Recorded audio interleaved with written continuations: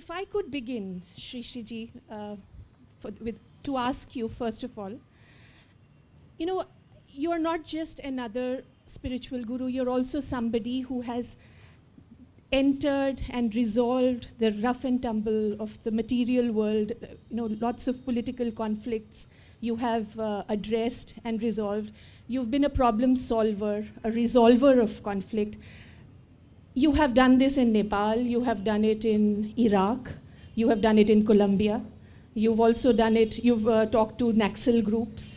So for somebody like you, how do you look at what's happening, for instance, the latest eruption of unrest in our country, what's happening in JNU, the confrontation between students and the government?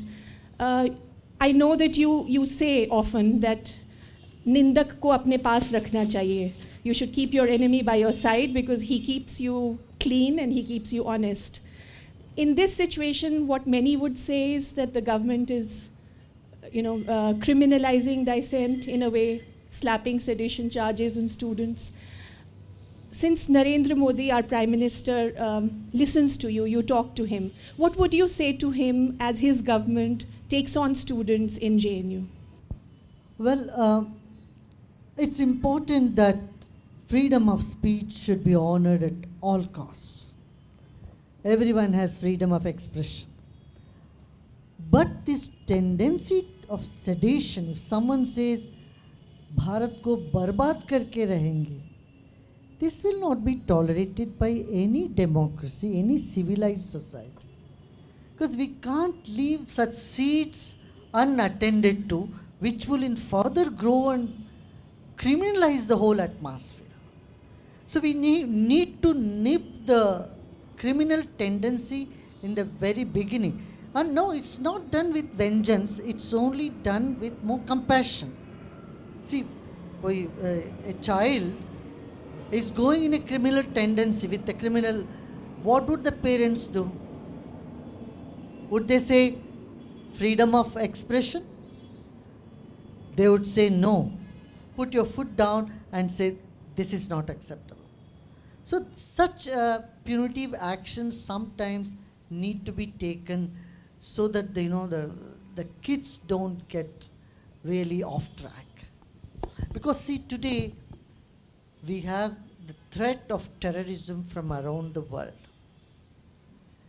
It's not a situation where things are very peaceful and we can simply relax. It's a situation where we have to be watchful and alert. And such actions would, of course, I always prefer for moderation and mediation and talking and having dialogue, but some action need to be taken with, and we cannot ignore such provocative things to be happening. Sri Shriji, you've also talked of, for instance, even you've said that hatred and fear are actually love upside down. So you've said that repulsion is actually attraction from the other side. So would you say that the government possibly could have shown greater compassion in taking on students who may have been wayward? They could have done much more. They could have included some mediators, some people who can give them some more sense. So that is something one could have done that, of course. Yeah, I would come to, I think, when you being there, we started on a political note because of Indian Express. But I would say, but is it that spirituality, does it reflect society or it shapes society? Both. Spirituality shapes society in the sense it develops self-esteem in a person. And it broadens one's awareness, broadens one's vision. It gives you that much needed patience when things are going bad around you. On the other side, spirituality, of course, the society is seen by the behavior of people in the society. Definitely, well-civilized behavior is a reflection of spirituality in a society. But why does then spirituality look for contextuality? We find, and I am not, and I will definitely come to your views about how do you segregate between spirituality and religiosity or religion. But we often find that there is a challenge for contextuality, which spirituality in every era struggles with. It's not that people, when people stop seeking, somehow you also see that spirituality is trying to reach out. And someone like you who tries to sort of make it simple for people, make it accessible for people. If spirituality is such an eternal truth, why does it have to sort of reach out to people or simplify itself or look for contextuality? See, we had to speak the language of today. And today's language is that of science. And language is just a medium. And spirituality does need that medium. Let me make this clarity between spirituality and religion. See, religion is, you are born with, and when you are born, you have a name, that's religion. All rituals that goes along with how you are buried or you are burnt or, whatever happens after your death. From the birth to death, all the rituals, all this is all religion. But spirituality is something very personal. We are made up of both matter and spirit. Like we need amino acid, carbohydrate, minerals for our body. Our spirit is made up of compassion, love, values, greater understanding. All these human qualities, human values. I consider this is the core essence of all religion. Unfortunately, world over, we have thrown out the essence but holding on to the dry skin. It's like you throw the banana out and holding on to the dry skin. So spirituality always unites people, for people across religion, race, and it gives you that much needed self-esteem, confidence, and fearlessness. So isn't religion about God? I mean, if I'm trying to be simple here, isn't religion about God and spirituality is about self?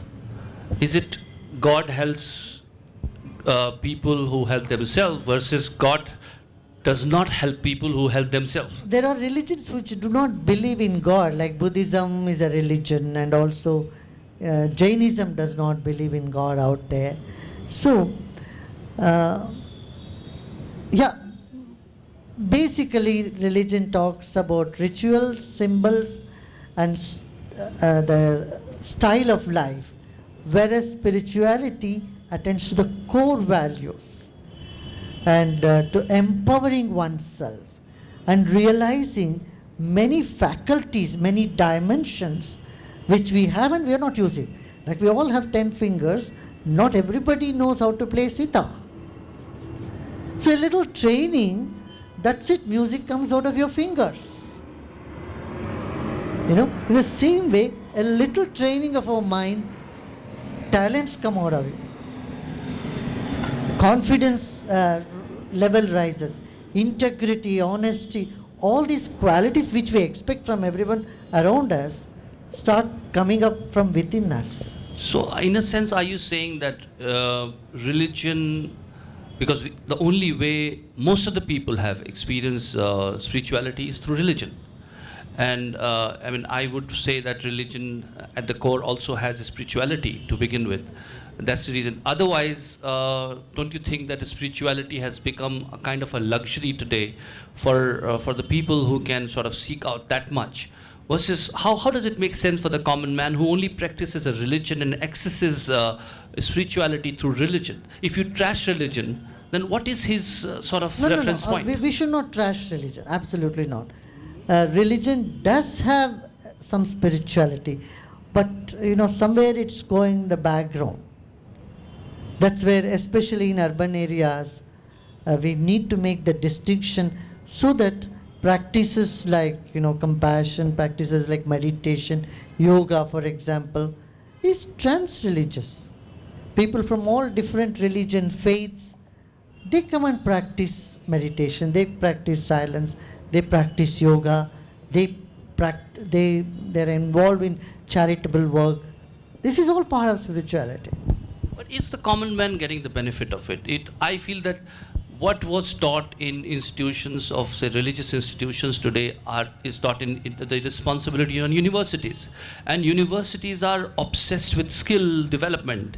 So where you come in as art of living, do you think that, I felt that even in management institute, in science institutes, probably they don't teach you art of living. I fit everywhere.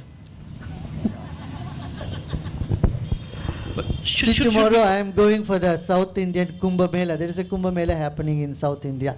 Once in 12 years it happens in Kumbakonam. I am going there day after tomorrow. I'll be among all the religious people. And I'll be with the university students. I am with the management school. But shouldn't that be part of curriculum? Like art of living.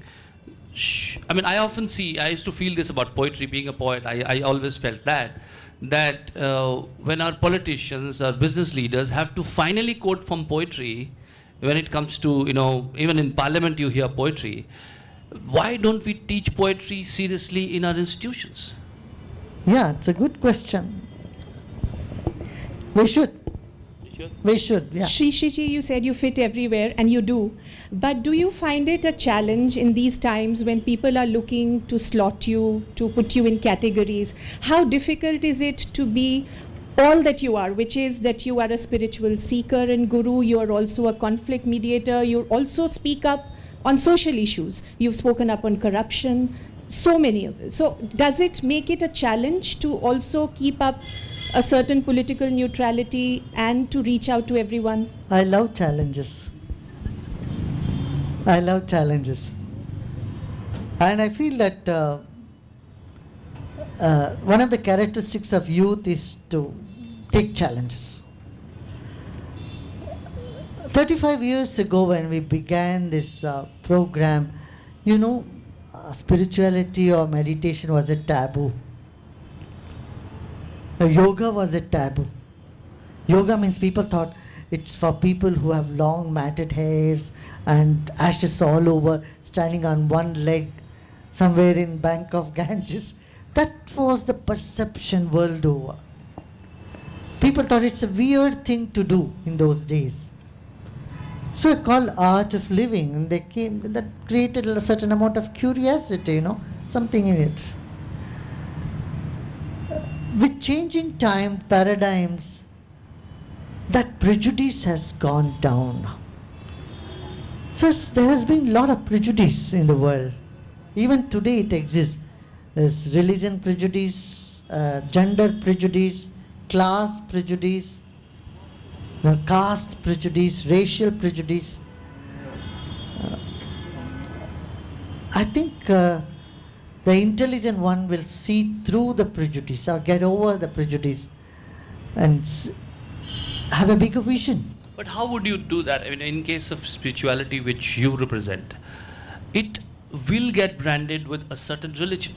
And how, if I come from an absolutely different faith, how do I make myself faith agnostic to be benefited by what you're saying? How is it possible, and how do you cross that barrier?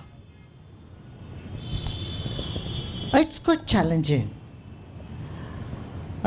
Fortunately, these days the young minds are very scientific in their temper. So, when spirituality is not contradicting science, it's easy to access to young people. And the Eastern philosophy or Eastern science of spirituality goes very well with the science. That's one reason.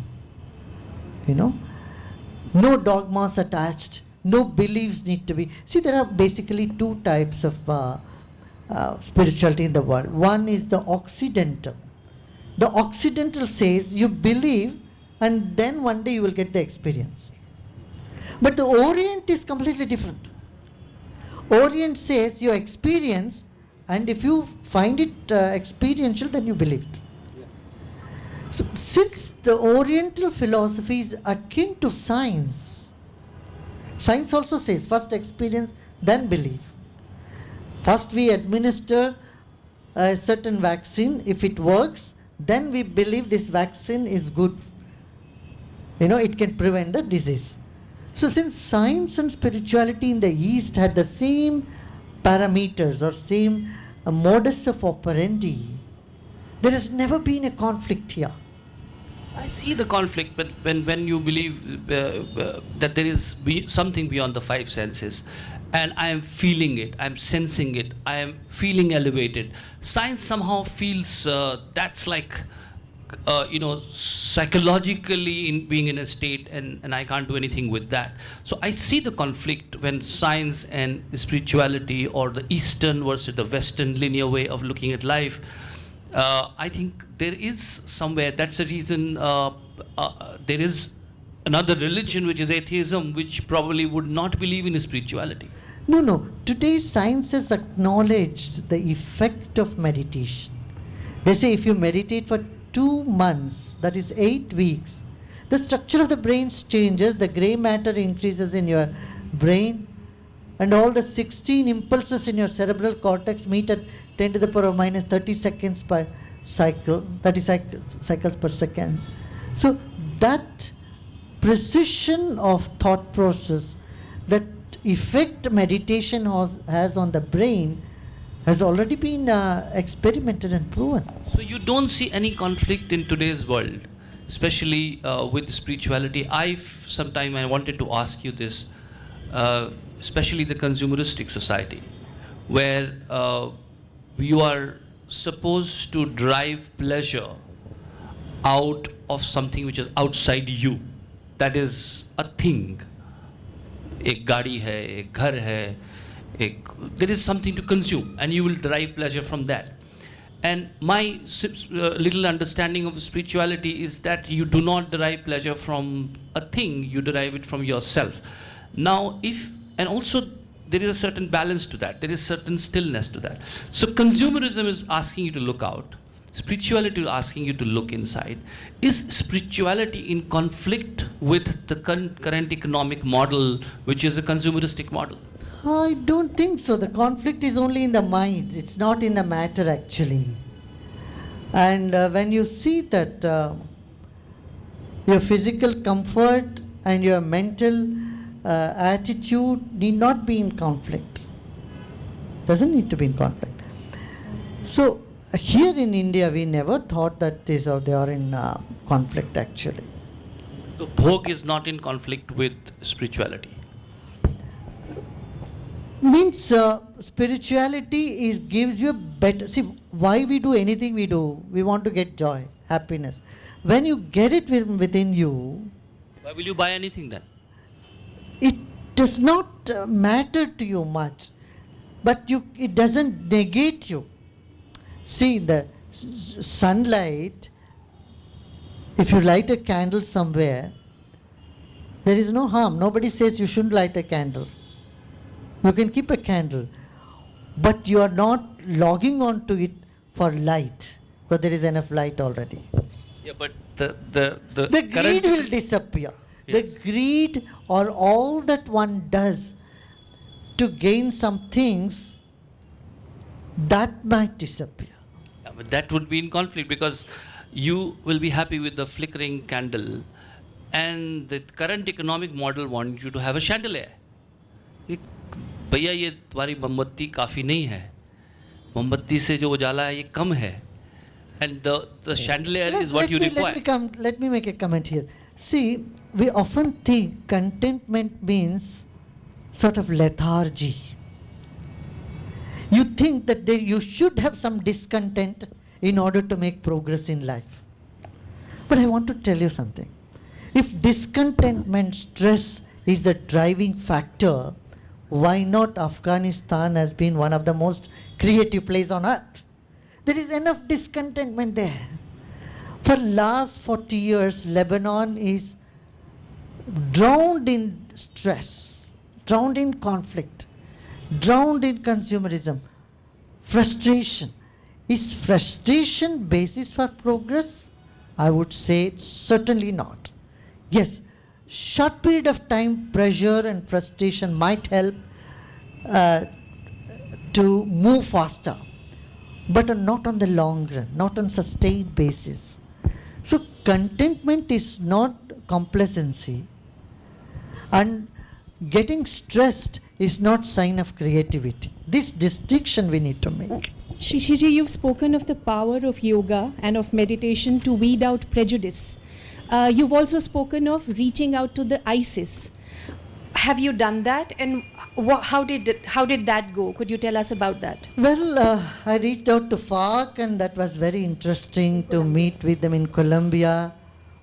You know, after they gave me that award in that country, that highest award, civilian.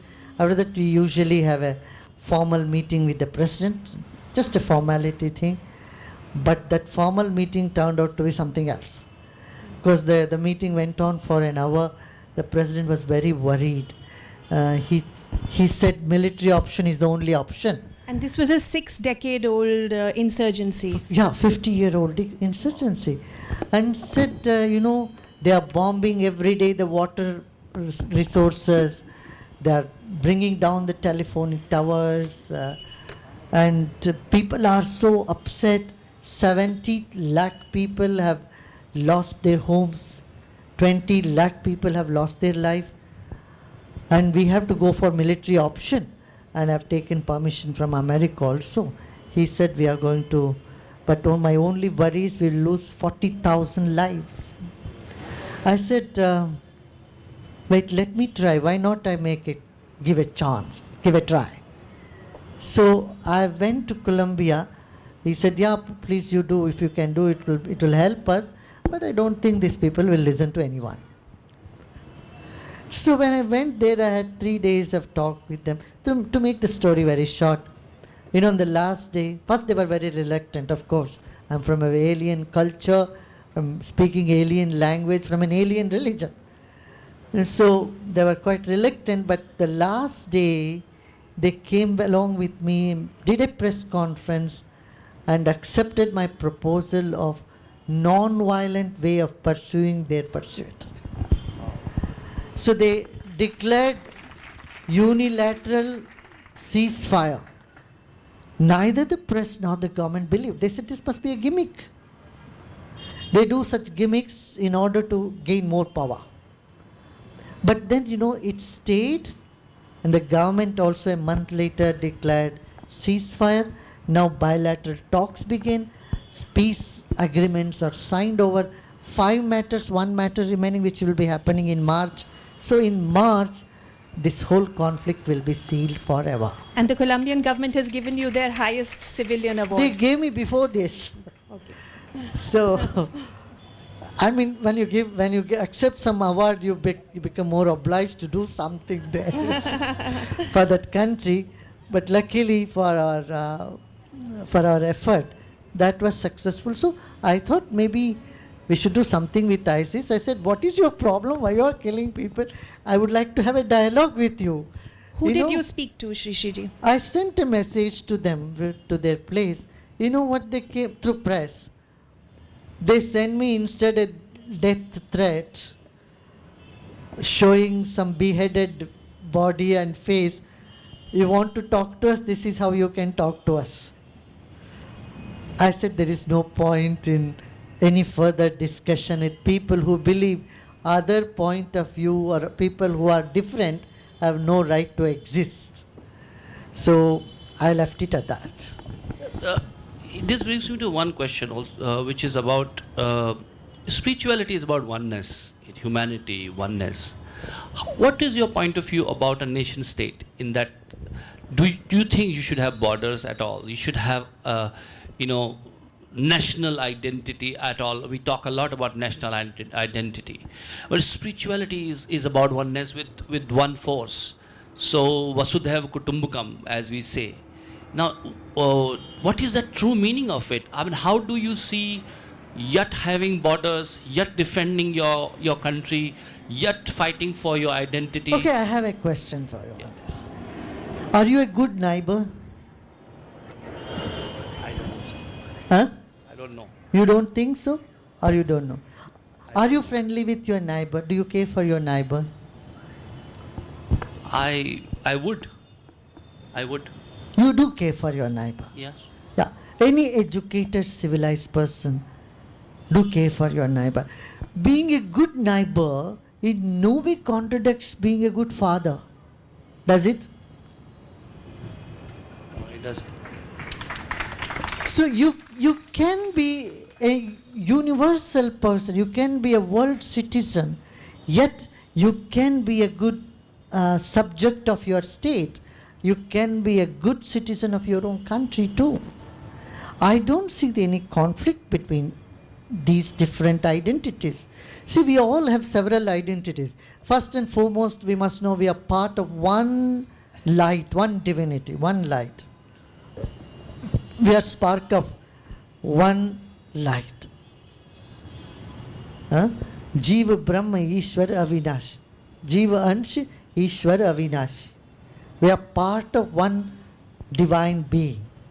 Then second identity is we are part of human being. We are part of the human race of the planet. Then we belong to this country. Then gender identity. You are male or female. Then comes you belong to this religion or that religion, this country or that country, this language or that language. All these identities are there. We need to prioritize. First and foremost, we must remember we are part of one light, part of one human race. When this identity is sacrificed for smaller identities, then we have conflict.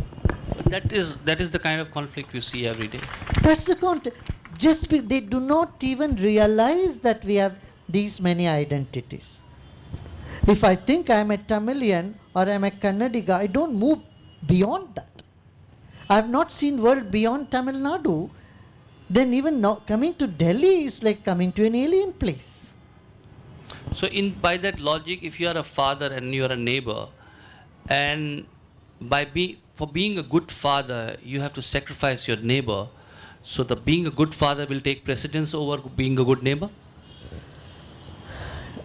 It need not. I don't see any conflict. If you are a good neighbor and being a good father, I don't see any conflict. If there. your son did something which hurt the neighbor, You will punish your son, not the neighbor. Shishiji, we talking of conflict and identity. There's also discrimination and identity. You have been involved recently in the Shani Shingnapur controversy. You proposed a solution which could go along two models. One is, you said, the Kashi Vishwanath, where everybody is allowed, and the other is the Tirupati Balaji, where only the priest goes to the sanctum sanctorum and nobody else.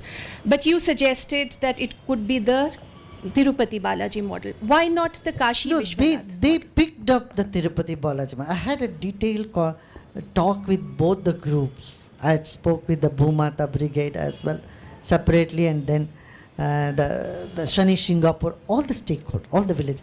See, when it comes to religion, there is a lot of fear in people. To change, fear is a big obstacle. See, some custom which is being followed from last so many years, if they want to change suddenly, there is a fear. Intellectually they say, okay, I will do it. But emotionally there is a block. If I do this, maybe something wrong will happen to my village. Maybe somebody will die in my family. You know, it's a psychological impulse or impetus that it has to bring a change so fast. So I gave them assurance, told them, look, nowhere in scripture there is any discrimination. Now these are the two models. What do you pick up? And they said, 1 lakh people visit that place, temple, on Saturdays.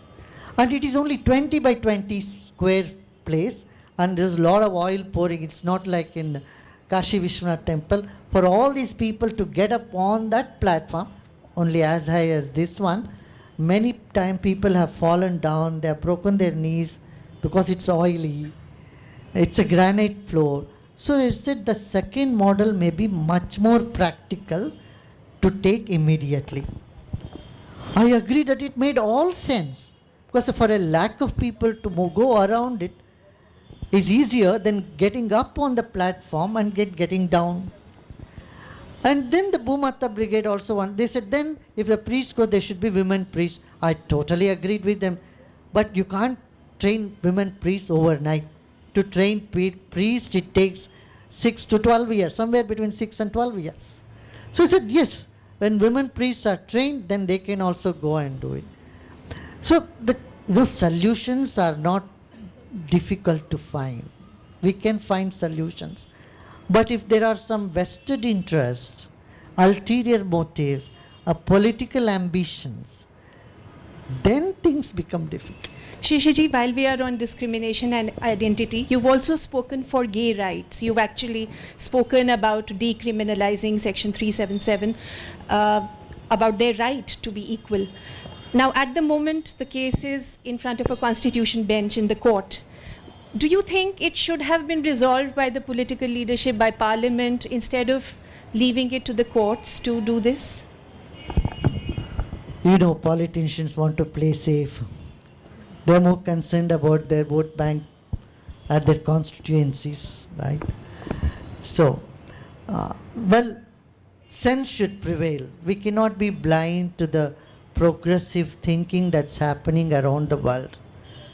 When around the world it is decriminalized, we cannot hold on to a law which is obsolete, which has been there from the colonial era, which is not even formed in this country. We don't find that in any of our shastras, that like Manusmriti or any old laws and rules of kings and queens in this country. Why should we hang on to it? And we must be progressive. So you think that it's a constant process? So there is this word Shashwat, as we say, has no meaning in that sense. There is nothing which probably should be referred to. And as the change happens, you should be one with the change and keep embracing the change. And there is no need to have a counterpoint ever. Counterpoint is essential. You know, we have always said Purva Paksha and Uttara Paksha. Purva Paksha means you keep your, you take the other person's point of view and you keep your point of view as well. No, Shashwat is human values. Shashwat is seeing that life is impermanent, or this life is impermanent, body is impermanent. As something beyond this. You know, there is a reference point for all changes that we call Atma, that who we are. And logging on to the Shashwat is the only goal of all spiritual practices. So what is right and what is wrong has to be internalized in that sense. You will feel what is right and what is wrong. What is then collective No, there are certain things, certain universal laws. There are shared values which will say right and wrong.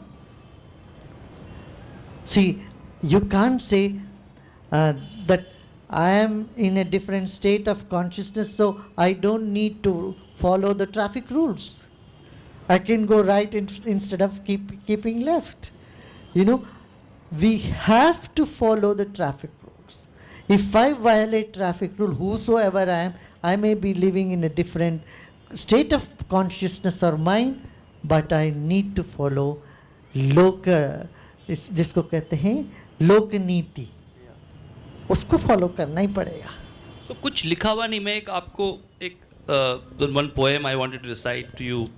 Some people wanted to. Yeah, I love and poems. this is probably basically the people who don't follow Hindi is basically about that is everything pre-written, predetermined, or there is anything in your hand. It's called बीज. बीज में सब कुछ लिखा है. बीज में सब कुछ लिखा है. एक पुड़िया में मेरा अस्तित्व सारा है समाया. एक पुड़िया में मेरा अस्तित्व सारा है समाया. मेरे कंकर में छुपी है पर्वतों सी मेरी काया. बीज में सब कुछ लिखा है. क्या समूचा वृक्ष कोई योजना है? क्या समूचा वृक्ष कोई योजना है? क्या धड़कते अंकुरों की राह तय है? स्वप्न पर भी है नहीं अधिकार मेरा, ना पराजय है मेरी ना ही विजय है, बीच में सब कुछ लिखा है। प्रेम की बारीक रेखा में बसा उन्माद भी तय, प्रेम की बारीक रेखा में बसा उन्माद भी तय, हर्ष की बूंदों में सोया, हर्ष की बूंदों में सोया एक तृण अवसाद भी तय। खिलखिलाऊं तो लगे यह कर्ज था मुझको चुकाना, गुनगुनाऊं तो लगे यह धर्म था मुझको निभाना, बीच में सब कुछ लिखा है। जब कभी आरंभ और गंतव्य सटकर बैठते हैं, बीच कोई जन्म लेता है नयनमल। जब कभी आरंभ और गंतव्य सटकर बैठते हैं, बीच कोई जन्म लेता है नयनमल, और वहां से छूटकर जब प्राण अंकुर फूटते हैं, चेतना विस्तार लेती है उसी पल। बीच में सब कुछ लिखा है। जब से ये सोचा है मैं भयभीत सा हूं, एक गिरवी शब्द सा हूं, गीत सा हूं, लेखनी चलती मगर लगती पराई, बांसुरी ने है गणित से मात खाई। बीच में सब कुछ लिखा है। क्या जिंदगी अभिव्यक्ति भर है, बस मुझे इसका ही डर है। बहुत अच्छा, बहुत अच्छा, बहुत तो ये सुंदर। सवाल भी है मेरा कि क्या जिंदगी बीच में अभिव्यक्ति भर है? बीज में सब कुछ छिपा है, मगर जब तक वो जमीन पे नहीं लगता है तब तक कुछ भी काम में नहीं आया।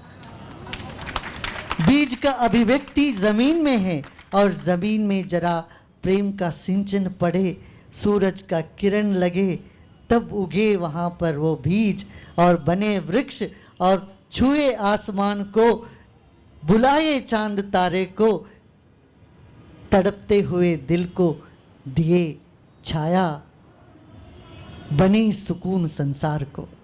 Thank you.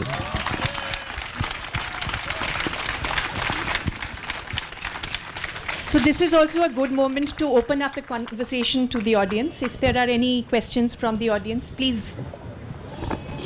मैं कवि नहीं हूँ, फिर भी आपने नहीं। बीज की बात कही, तो कुछ फूट के निकला, जी बहुत अच्छा निकला, बहुत अच्छा। रहा नहीं गया, नहीं नहीं, बहुत अच्छा रहा यह संसार का रहस्य है। जी। So another question of this thing is that एक तो मैं सोचता रहता हूँ कि the fact that if everything is predetermined what is there in your hand, and you said जब तक जमीन में नहीं लगेगा तब तक कुछ नहीं होगा, that's right. I think that's the You know, we think life is either destiny or it's free will. I tell you, it's combination of both. For example, your height. After 21, you cannot increase your height. That is destiny. वो लिखा हुआ है। मगर आपका वजन जो है वो आपके ऊपर है। जितने रोटी आप खाते हैं उसके ऊपर उसको बढ़ा सकते हैं, घटा सकते हैं। इस तरह से your weight you can increase or decrease. Don't tell me if you're weighing 150 kilos and say this is written on my head. Say, I tell you, it's written on the food that you eat, not in your head. So you can reduce your weight, so that is free will, but you can't raise your height, that is your destiny. बारिश आना विधि है, भीगना या वैसे सूखे रहना आपका मर्जी है। छाता लेके चलिए, बारिश में भी नहीं भीगेगा सिर। बहुत अच्छा। तो दूसरी एक और चीज़ आती है मन में, and that's the question I think a lot of people thought I should be asking. Spirituality talks about balance in life. You say that there is a calmness, there is a stillness, there is एक तरह का सुकून की बात करता है। On the other hand, I have found people who excel in their craft and whatever they do, they're obsessive, they're obsessed, कुछ possessed होते हैं, पागलपन उन्माद होता है। एक तरफ आप स्टिलनेस की बात करते हैं, तो क्या is it against creativity? Spirituality is in contradiction with creativity, because I feel people who are obsessive, जो रातों रात मूर्ति गढ़ देते हैं, पेंटिंग्स बना देते हैं, इमारतें खड़ी कर देते हैं, ग्रंथ लिख देते हैं, उनमें एक तरह का उन्माद, there is a certain sense of काश extremism. सारे उन्मत्त लोग इस दुनिया में इतने सृजनात्मक हो जाते, दुनिया का शक्ल ही कुछ और होता। जी, जी, बिल्कुल नहीं है।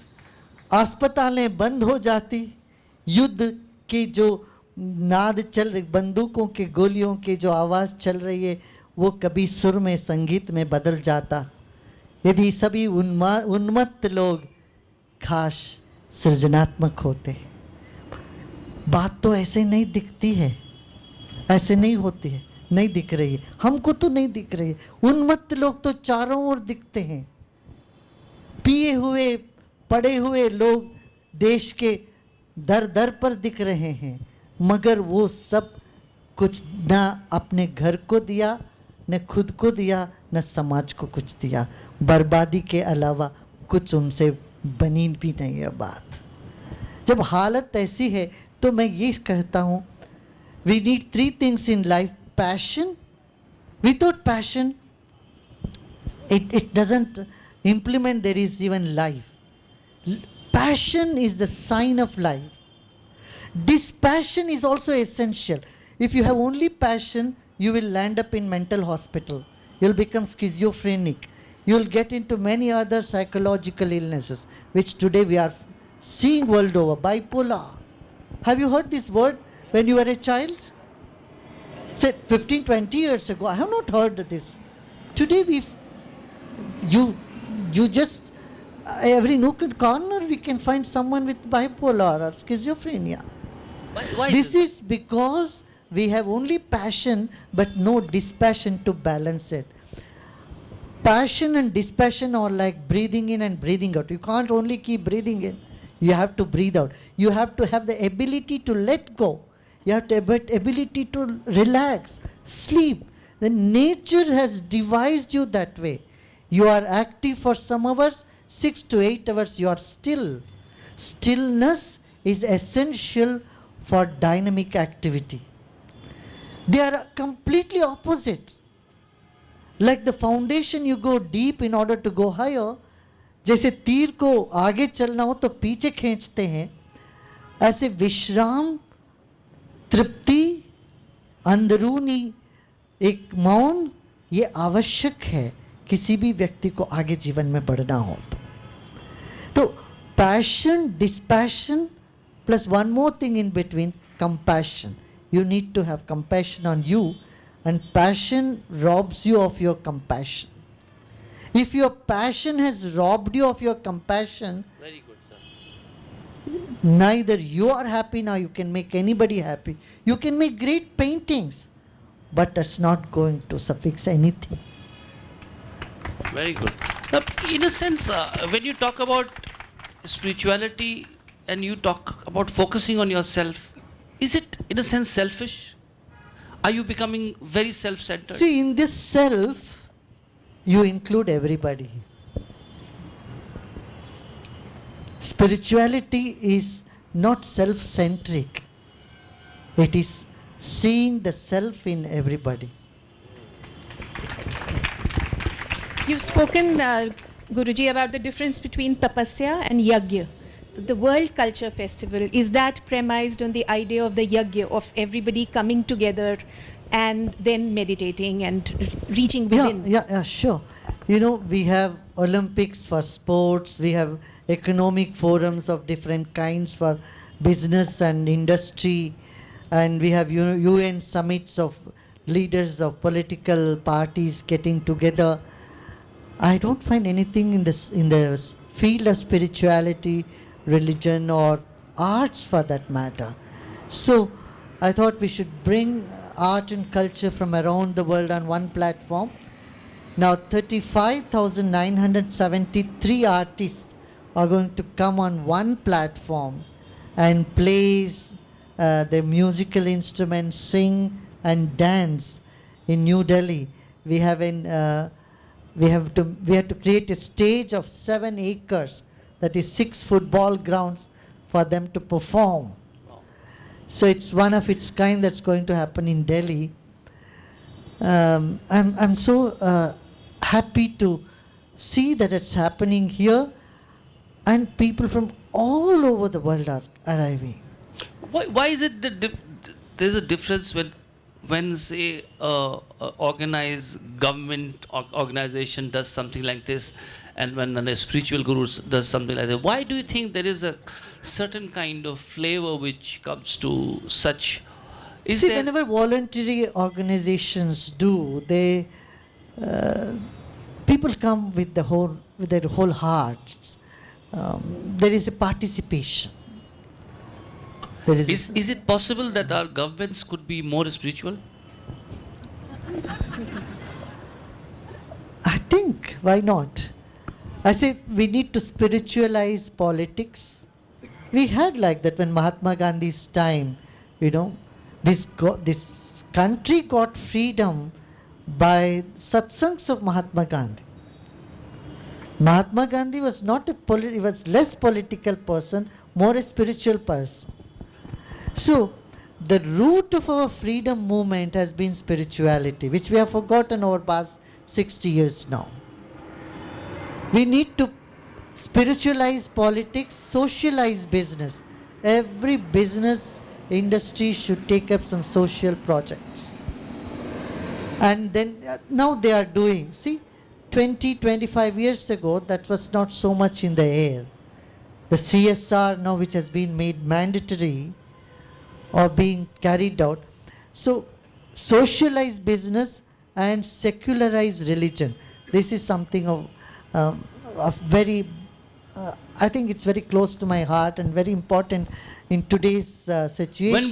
When would you say that our government have spiritualized itself? What would be the manifestation of it for you? Put an end to corruption.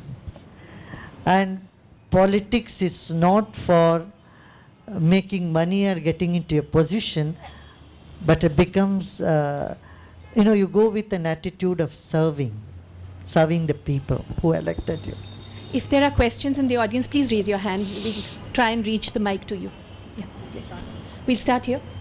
You worked on so many world peace initiatives. So what do you think unites people? And what is the role of culture in uniting people? And in that context, what is your idea of India, if I were to ask you? Thank you.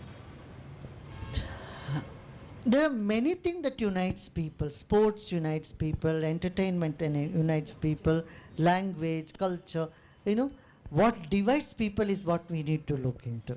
What divides people is ignorance. What divides people is mistrust, fear of the other, fear of the unknown. India has always been a multi-religious and multicultural society. So there is, I don't believe there is intolerance here per se, because in our DNA, the enjoying the diversity is ingrained in our DNA. In that sense, India has a welcoming attitude for everyone and human values. Aren't we when we talk about accepting everyone, then we also put a prerequisite to something which is anyway very edgy about your personality or your belief system. I would keep that aside. Bring something which is placid, which is acceptable, and as a result, let's make a congregation of ideas. But this congregation of ideas, do you think leaves edginess aside and says, only bring in things which are acceptable to everyone?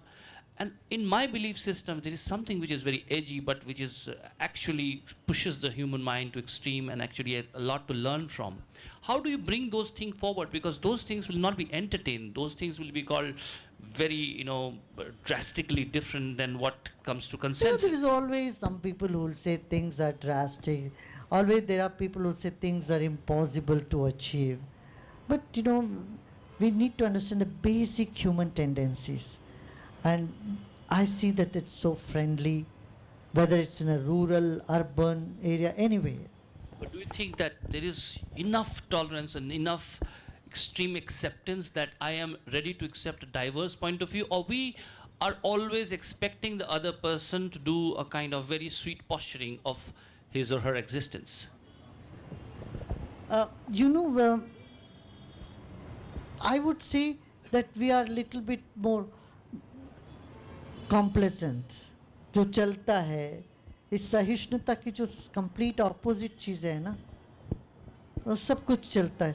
Take everything, don't do anything about it. This type of laid back attitude is too much.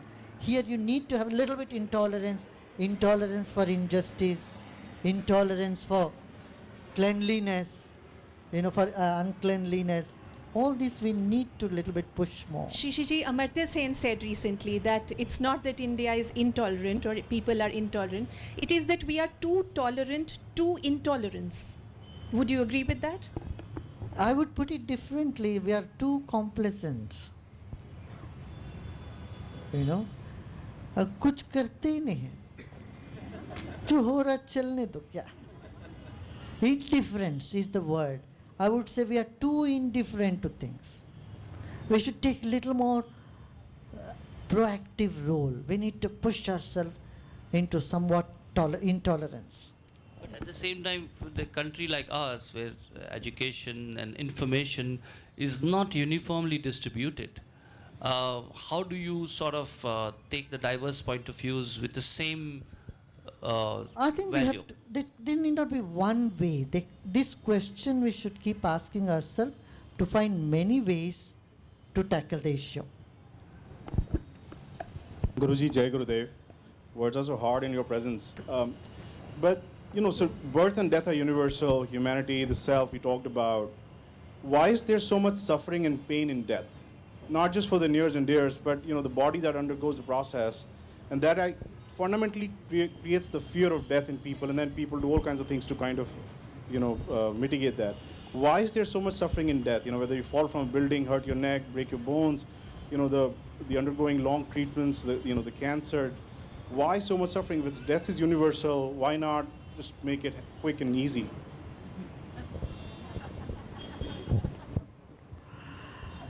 See, pain is inevitable, but suffering is optional.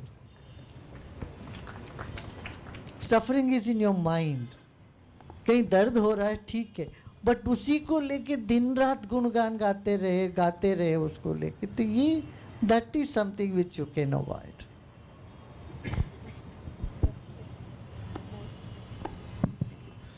गुरुजी, आपने कहा कि contentment should be the driving force. तो मैं वो बात समझ नहीं पाया कि अगर डिसकंटेंटमेंट है कि this is not good enough, तभी मैं और करना चाहूँगा, चाहे सोसाइटी के लिए है या चाहे अपने लिए है. How can contentment be a driving force for me to work at a personal level or for society? No, I did not say contentment is the driving force. What I'm saying is discontentment is not the only thing that would drive you. Discontentment can create more frustration, and frustrated people's perceptions are blurred, their intuitions are blurred, their intelligence is blurred, and they are unable to act on anything. सिर्फ passion रहने से काफ़ी नहीं है. You need to have proper perception and observation of things. When can you have that? When you are calm, isn't it? क्या चीज़ करना चाहिए, ये आइडिया कब आएगी आपको? जब आप रेस्टलेस हैं तब आएगा. फ्रस्ट्रेटेड है तब आती है क्या? No. For that you need certain calmness in your mind. That's what I meant. Yes. जय गुरुदेव. मैं लुधियाना से आया हूँ गुरुजी, हाँ. आपके दर्शन के लिए. और मेरा एक प्रश्न है कि जब भी मैं क्रिमेशन ग्राउंड में जाता हूँ और मैं वहाँ पर जो व्यक्ति की मृत्यु हुई है वो उसको देखता हूँ, वो जाता है संसार से छोड़कर, तो मैं ये सोचने लगता हूँ कि पर्पस ऑफ लाइफ क्या है मेरा, मैं क्यों आया हूँ इस संसार में. बड़ा बिजनेसमैन बनने आया हूँ, बिजनेस कर, वो भी बड़ा बिजनेसमैन नहीं, था. हाँ, मैं समझ गया आपका प्रश्न. यदि वहाँ स्मशान में भी आपके मन में ये ख्याल नहीं आता है तो आप मान लीजिए आपका बुद्धि काम ही नहीं कर रहा है. तो हमारा बुद्धि काम कर रहा है मन, तब तो ये रियलाइजेशन हो रहा है, अरे ये तो मर गया, मैं भी मरने वाला एक दिन, पर्पस ऑफ लाइफ तो क्या मेरा है? जीवन का पर्पस क्या है, ये प्रश्न उठाना, यही एक प्रश्न मेरा है. थप्पी देना है आपको अपने पीठ पर, आप अपने पीठ को थपाएंगे.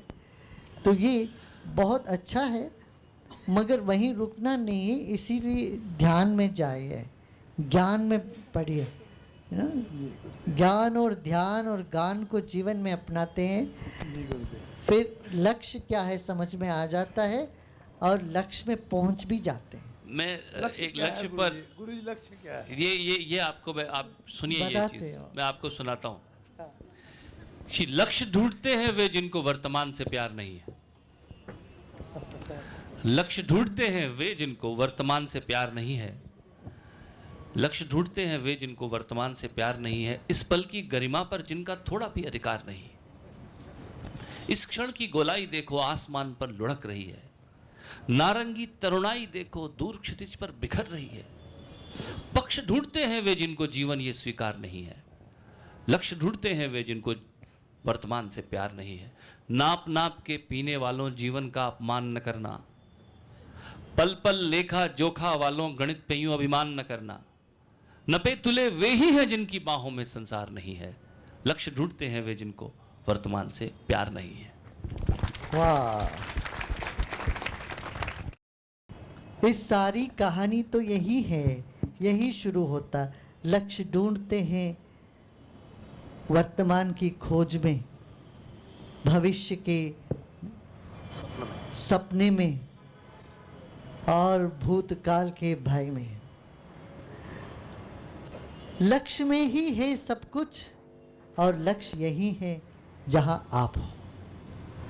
बस इतना कहने के लिए कितना चक्कर काटना पड़ता है।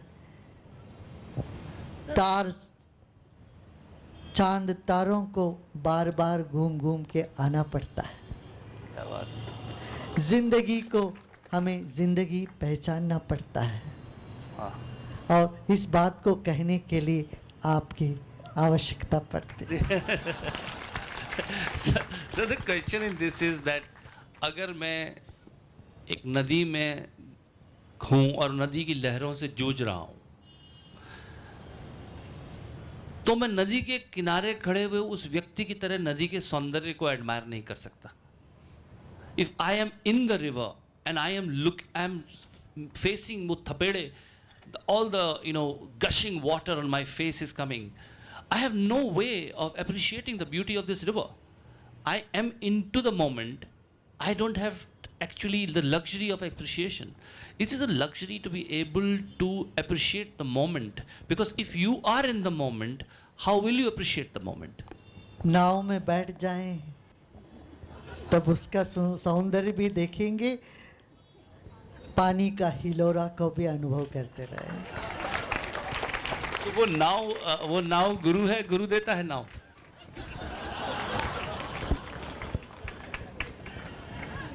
जय गुरुदेव। तैर डूबते हुए को किनारे लगाने वाली नाव है, दुखियों को खुशियों का सहारा देने वाली नाव है, अज्ञान को ज्ञान का अंजन दिखाने वाला नाव है।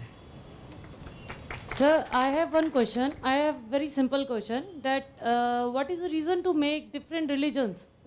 So why is only one religion in India or other places, even other countries we have seen Christians, Hindus, Muslims. Why what is the reason to make different religion? So this is my simple question for you. मैंने क्या आपका प्रश्न मैं पूरा समझा नहीं है। मेरा प्रश्न ये है कि डिफरेंट धर्म क्यों बनाए गए, किस रीजन के वजह से बनाए गए? ये तो मैं ईश्वर से पूछूंगा क्यों बनाया भाई इतना सारा, वो कहेगा कुछ मजा लेना था मुझे इसीलिए। देखिए, एक आपको ये पूछते हैं कि आटा को इतने आप अलग अलग ढंग के बना के क्यों खाते हो। मुझे पाकिस्तान में यही प्रश्न पूछा गया था, आपके यहाँ इतने देवी देवता क्यों, हम तो एक ही भगवान में मानते। मैंने कहा एक ही आटा है, उसमें आप नान भी बनाते हो, पराठा भी बनाते हो, समोसा भी बनाते हो, कराची हलवा भी बनाते हो, क्यों बनाते हो? तो एक ही आटा। इसी तरह से दिस नेचर लव्स डाइवर्सिटी। एक तरह का फूल नहीं है, एक तरह का सब्जी नहीं है, शाक नहीं है, फल नहीं है, पंखी नहीं है, आदमी भी नहीं है। ये प्रकृति पसंद करती है वैविध्यता को, और वो उस वैविध्यता को पसंद करने वाले जो परमात्मा एक क्यों रहे, वो बने अनेक, और आप में, हम में, तरह तरह के लोगों में। हाँ, एक आखिरी प्रश्न। Good evening, Shri Shri ji. I have a question. The very recent judgment by the Delhi High Court was on Karta, where a female member was allowed to be a Karta. Now, completely respecting that, and as you said, the law is a dynamic system. My question to you is, don't you think that this will result into a more conflicts in the society? this judgment because in a whole Indian society, still a patriarchal society. That's I करता just- क्या है? Karta, I mean, this will result more conflicts within the family system in India. There will be more conflict between female members and male members for the Karta position. So I just want to understand. करता माने ये क्रिया जो करते हैं आखिरी. No, Karta means it's a very honorary position. Head of the family is an honorary position. अच्छा, head of the family. Right. हाँ. So I just want to understand, do you think the society in India is ready for this progressive change? We already have this. We have it in Kerala. Kerala is a matriarchal society. In Tripura में है, मेघालय में है. हमारे देश में है ये पहले से. सर लास्ट सवाल मैं आपसे पूछ लेता हूँ. ये बात कर रहे हैं चेंजेस की. You see a lot of changes and man is actually tampering with nature every day. You see now you hear that there are artificial sperms and artificial sperms are also there now. Now you're saying that man will be outsourcing birth completely to another man or not even a man. So I'm saying, where does spirituality stand and where do you stand on the fact that how much is nature which is actually, or is it all part of nature and all part of evolution and it's inevitable? Is one simple logic could be everything is evolutionary, it will happen the way it Listen, should life happen. is not so simple. Life is a very complex program. जीवन बड़ा जटिल है. शांत में अनंत को पाने का, सीमा में असीम को ढूंढने का, अभिव्यक्त करने का एक अद्भुत प्रोग्राम है. इसमें कई तरह की समस्याएं आती है. जितने समस्याएं आती हैं उतने समाधान भी निकल आते हैं अपने आप. और ये समस्या और समाधान को समदृष्टि से देखने की क्षमता जो देती है उसी को मैं अध्यात्म कहता हूँ.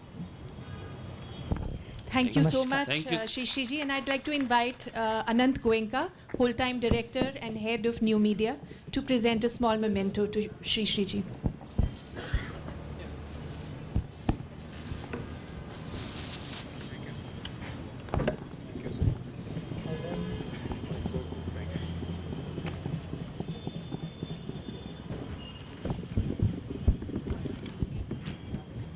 ओह, ये कहाँ का?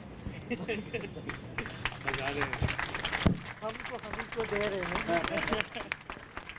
लक्ष्य को लक्ष्य में टिका रहे हैं.